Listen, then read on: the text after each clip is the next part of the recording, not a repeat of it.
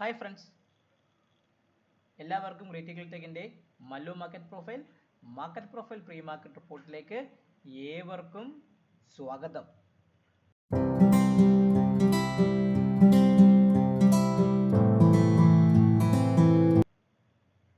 Trump അണ്ണൻ കൊടുക്കുന്ന പണി ഒരു വല്ലാത്തൊരു പണി തന്നെ. ആശാൻ ഇന്നും ഒരു ഉച്ചയ്ക്ക് ഒരു 12 മണിയൊക്കെ ഒരു മണിയൊക്കെ ആയപ്പം വീണ്ടും ഒരു ന്യൂസ് കൊടുത്തു. എന്താണ്? അടുത്ത വീണ്ടും ഞാൻ ടാക്സ് കൊടുക്കാൻ പോകുന്നു, നിങ്ങൾ കരുതിയിരുന്നോ മാർക്കറ്റ് അടിക്കുമെന്ന്. അതായത് കൃത്യമായി പറയുകയാണെങ്കിൽ ഉച്ചക്കൊരു പറഞ്ഞ ഏകദേശം ഒരു 12:36 പറഞ്ഞാണ് റെസിപ്രോക്കൽ ടാക്സ് ഓവർ. ഇനി എനിക്ക് ആരൊക്കെ ടാക്സ് അടിക്കുമോ ഞാൻ അവന് തിരിച്ചൊരു ടാക്സ് അടിക്കാൻ പോകുന്നു, 2 ദിവസം അത് കാണുമെന്ന് ഒന്ന് ട്വീറ്റും കൊടുത്തു.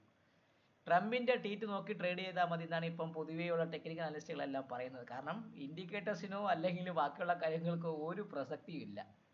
ട്രംപിന്റെ ട്വീറ്റ് നോക്കുക, ട്വീറ്റ് കൊടുക്കുമ്പോൾ ഷോർട്ട് അടിക്കുക, തിരിച്ച് പറയുമ്പോൾ വീണ്ടും ലോങ് എടുക്കുക. ട്വീറ്റ് എന്താണ് ട്വീറ്റിലെ സ്വഭാവം, അതനുസരിച്ചുള്ള ട്രേഡ് മാത്രം എടുക്കാൻ പറ്റിയതാണ് പൊതുവെയുള്ള ഇപ്പോഴുള്ള ട്രേഡേഴ്സിനൊക്കെ പറയുന്നത്.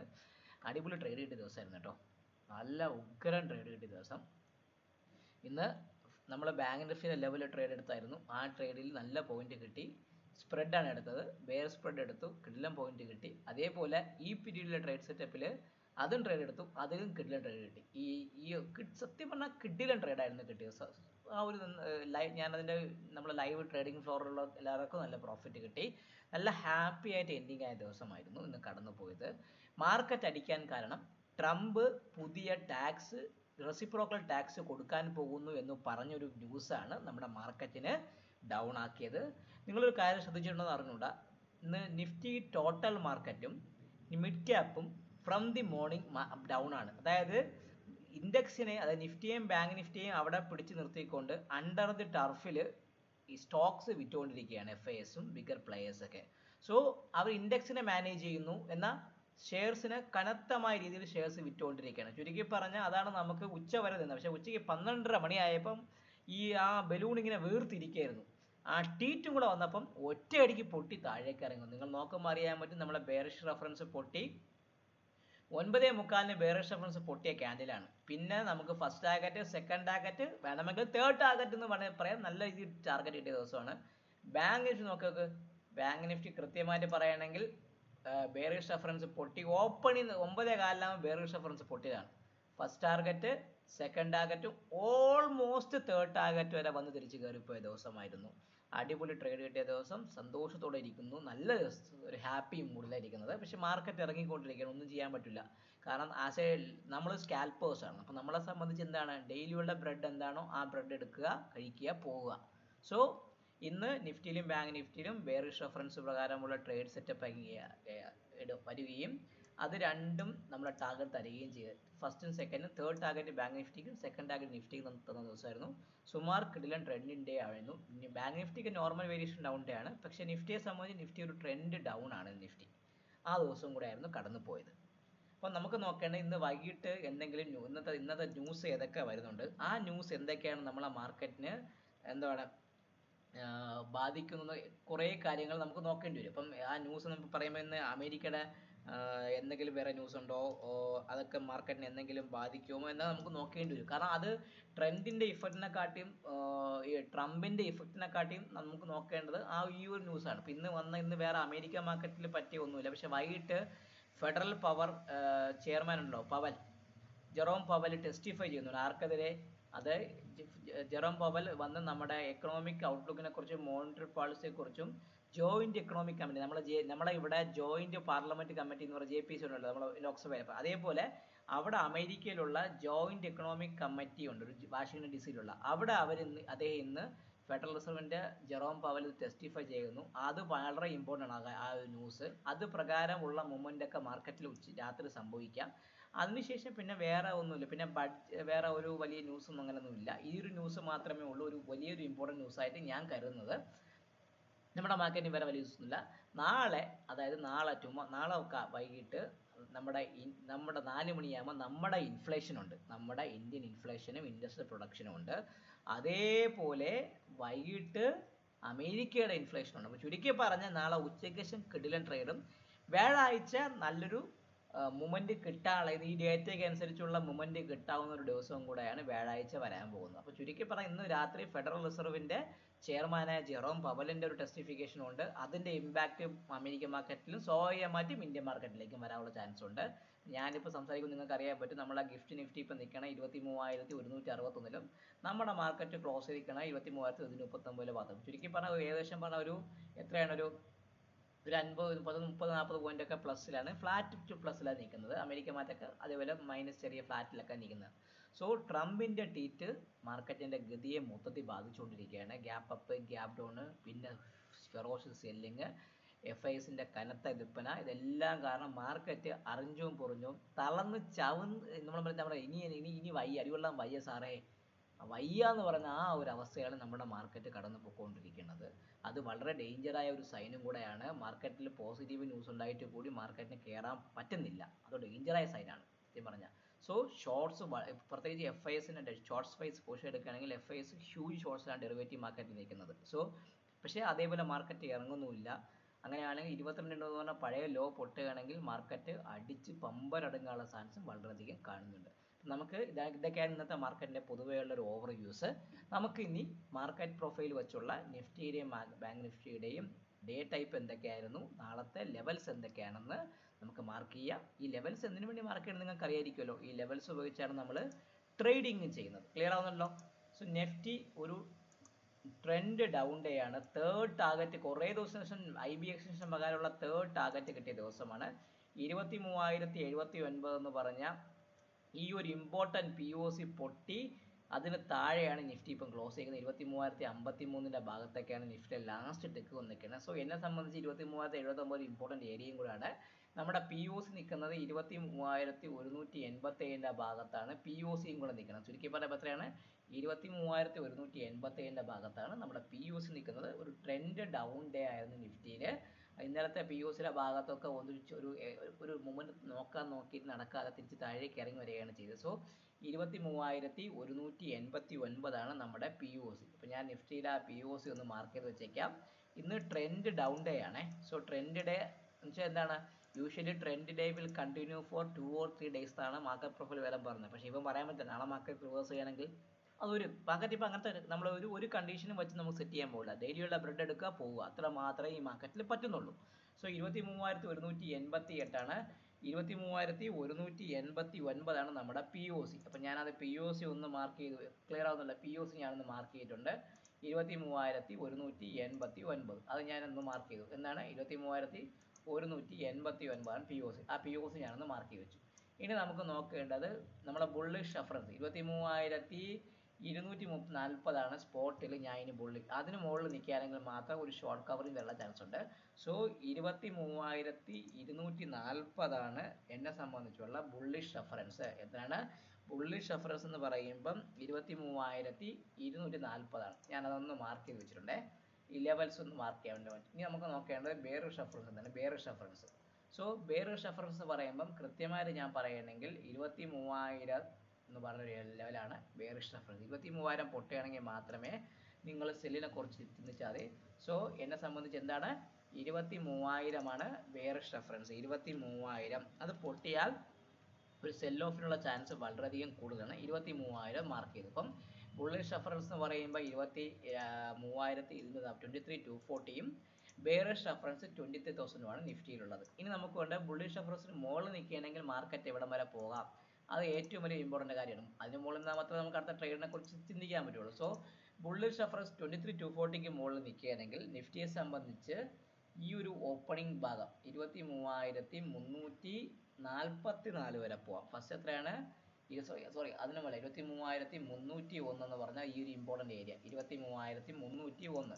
23,301 എന്ന് പറഞ്ഞാൽ പഴയ ഒരു POC ഒരു സപ്പോർട്ടാണ്. അതാണ് എന്നെ സംബന്ധിച്ചുള്ള R1. അതിൻ്റെ ഭാഗത്തേക്ക് പോവാം. അപ്പോൾ കൃത്യമായിട്ട് ഞാൻ R1 ഞാനൊന്ന് മാർക്ക് ചെയ്തിട്ടുണ്ട്. അപ്പോൾ R1 എത്രയാണ് 23,301. അതിന് മുകളിൽ നിൽക്കുമ്പോൾ 23,392 വരെ ഭാഗത്തേക്ക് പോവാം. 23,000 R2 എന്ന് പറയുമ്പോൾ 23,392ന്റെ ഭാഗത്തേക്കും പോകാം. ഇതാണ് എന്നെ സംബന്ധിച്ചുള്ള ഒരു ഇമ്പോർട്ടൻ്റ് ആയ ഒരു ലെവൽ. അതിന് മുകളിൽ R3 ഒന്നും ഞാൻ നോക്കുന്നില്ല, കാരണം മാർക്കറ്റ് അത്രയും വില കയറി പോട്ടെ.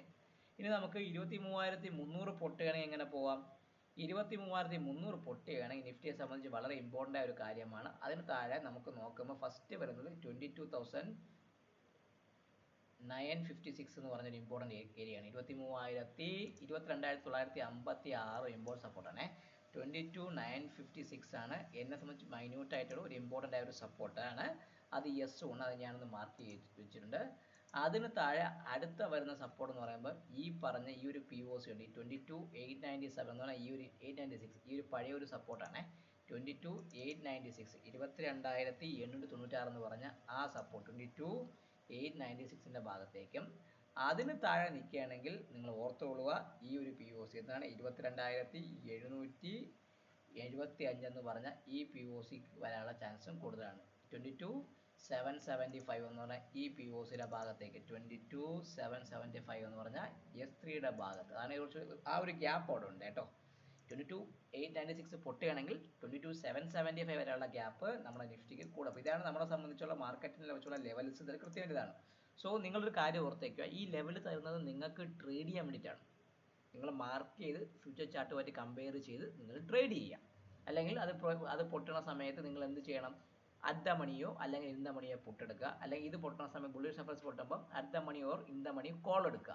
ട്രേഡ് ചെയ്യുക, ലെവൽ നോക്കുക. ഫോർ എക്സാമ്പിൾ തമ്മിൽ 60 പോയിന്റ് ഡിഫറൻസ് ആണെങ്കിൽ 30 പോയിന്റ് 35 പോയിന്റ് ഒരു ഇൻ ദ മണി കോൾ അല്ലെങ്കിൽ പുട്ടിൽ പ്രോഫിറ്റ് കിട്ടും.